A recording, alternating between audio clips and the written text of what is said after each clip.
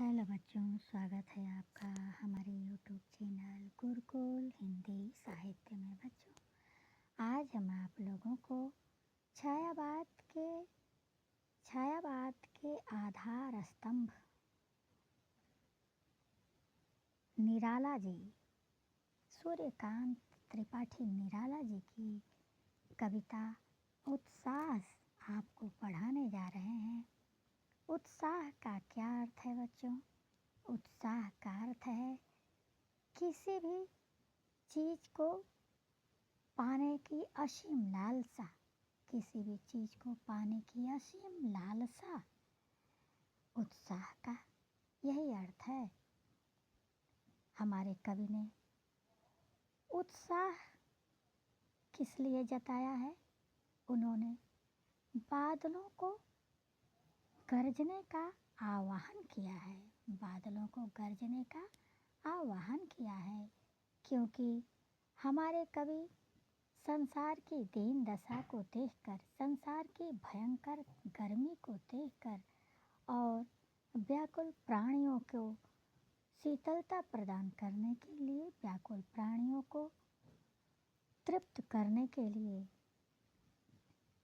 इस बादल का आह्वान करते हैं कि हे बादल आओ और गरजो। कहते हैं कवि, बादल गरजो घेर घेर घोर गगन धराधर हो।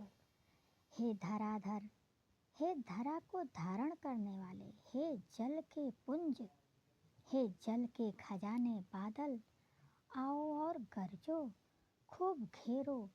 इस नीले आकाश में खूब घेर घेर करके गरजो। ललित ललित काले घुंघराले, बाल कल्पना कैसे पाले।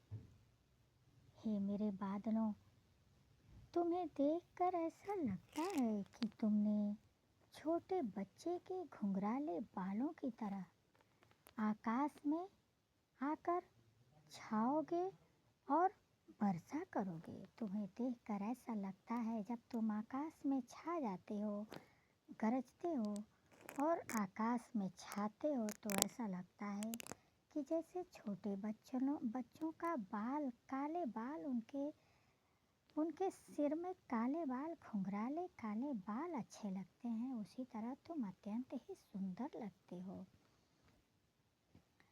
विद्युत छवि उर्मी कवि नव जीवन वाले।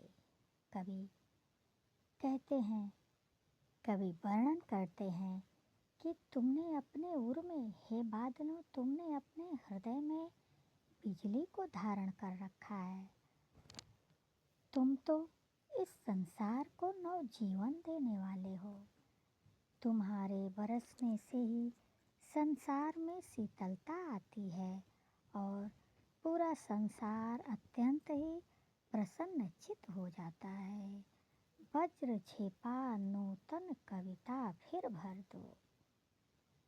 तुम्हारे उर में वज्र छिपा है, बिजली के जैसा वज्र छिपा है तुम्हारे उर में, और तुम ही तो वो हो जो कविता के रूप में कविता करते हुए कविता के समान इस पूरे संसार में, इस पूरे संसार को तृप्त कर देते हो।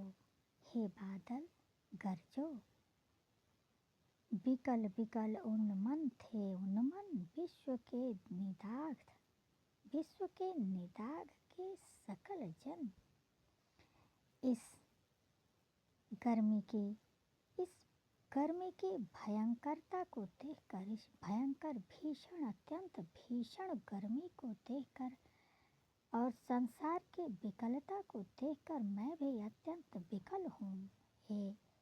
हे बादलों, हे बादलों, तुम गरजो, क्योंकि इस संसार में, इस भयंकर गर्मी से इस संसार अत्यंत ही व्याकुल और परेशान है। आए अज्ञात दिशा से अनंत के घन, तप्त धरा जल से फिर शीतल कर दो बादल गरजो। अभी कभी बादलों का आवाहन ही कर रहा था, बादलों के बरसने का आवाहन ही कर रहा था। तब तक आकाश में काले काले बादल छा जाते हैं और तपती हुई जलती हुई इस पृथ्वी को जलती हुई इस पृथ्वी को बरस कर शीतलता प्रदान कर देते हैं। शीतलता प्रदान अभी नहीं करते हैं, अभी तो कवि के आवाहन करते ही, बादलों के बुलाते ही आकाश में काले काले बादल छा जाते हैं। तो कवि फिर से कह रहे हैं कि हे काले बादलों, तुम गरज कर और बरस कर इस जलती हुई पृथ्वी को शीतल कर दो। हे बादलों, गरजो और गरज कर चारों तरफ फैली भीषण गर्मी से संसार को तृप्त कर दो। तो बच्चों, ये उत्साह कविता यहीं पर समाप्त हो रही है। आगे भी इस कवि की कविता है अट नहीं रही है। दूसरी कविता है, निराला जी की दूसरी कविता है अट नहीं रही है। यहाँ पर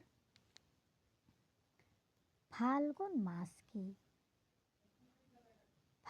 मास में जो हरियाली फैली रहती है चारों तरफ, प्रकृति में हरियाली फैली रहती है, प्रकृति अत्यंत ही सुंदर लगती है। उसी का कवि ने वर्णन किया है कि अट नहीं रही है। फाल्गुन मास में जबकि ऋतुराज बसंत का समय होता है और चारों तरफ धरा पर हरियाली ही हरियाली रहती है, उसी समय का वर्णन करते हुए कवि कह रहे हैं कि अट नहीं रही है आभा फागुन की तन सट नहीं रही है। हे फागुन की आभा, हे फागुन की सुंदरता, तुम अट नहीं रही हो, अर्थात मैं तुम्हारी सुंदरता को समेट नहीं पा रहा हूँ। कहीं सांस लेते हो घर घर भर देते हो, कहीं तुम सांस लेते हो, सांस लेकर यानी इस सारे संसार में जो कोई भी घर है, तुम कहीं भी पक्षपात नहीं करते हो और सब तरफ हरियाली ही हरियाली, सारे घरों में भी हरियाली ही हरियाली कर देते हो। उड़ने को नभ में तुम पर कर देते हो। ऐसा लगता है कि पूरे आकाश में पक्षियाँ उड़ रही हैं, तुमसे खुश होकर, तुम्हारी सुंदरता से अभिभूत होकर, तुम्हारी सुंदरता से उत्साह लेकर, अत्यंत ही खुश होकर सारे संसार में, सारे आकाश में पक्षियाँ उड़ रही हैं। आँख हटाता हूँ तो हट नहीं रही है। तुम्हारी सुंदरता अर्थात फाल्गुन मास की सुंदरता, जबकि प्रकृति अपनी चरम सुंदरता पर होती है, उस आभा से, उस सुंदरता से मेरी आँख ही नहीं हट रही है। मैं उसे कैसे न देखूं। पत्तों से लदी डाल कहीं हरी कहीं लाल, कहीं पड़ी है उर्मे मंद गंध पुष्पमाल। पत्तों से लदी हुई डालें हैं, उन पर फूल भी खिले हुए हैं, अर्थात फूलों और पत्तों से डालियां लद गई हैं। ऐसी सुंदरता मन में बस जाती है। गंध मंद गंध पुष्पमाल, कहीं पुष्पों की माला बनी हुई है और उन्हें कहीं अत्यंत ही जो खुशबूदार पुष्प होते हैं, उनकी सुगंध मन में बस गई है। पाट पाट शोभा श्री पट नहीं रही है। पाट पाट यानी हर जगह, इस प्रकृति का कोना कोना, सुंदरता से अभिभूत हो गया है, सुंदरता से भर गया है। इस इस समय जबकि बसंत का समय होता है, प्रकृति अपनी चरम सुंदरता पर होती है। ऐसी सुंदरता अट नहीं रही है, ऐसी सुंदरता को मैं समेट नहीं पा रहा हूँ। ऐसी सुंदरता से सारा संसार अत्यंत ही प्रसन्नचित्त रहता है। तो बच्चों, आज मैं अपनी वाणी को इन्हीं कविताओं के साथ विराम दे रही हूँ। तब तक के लिए धन्यवाद।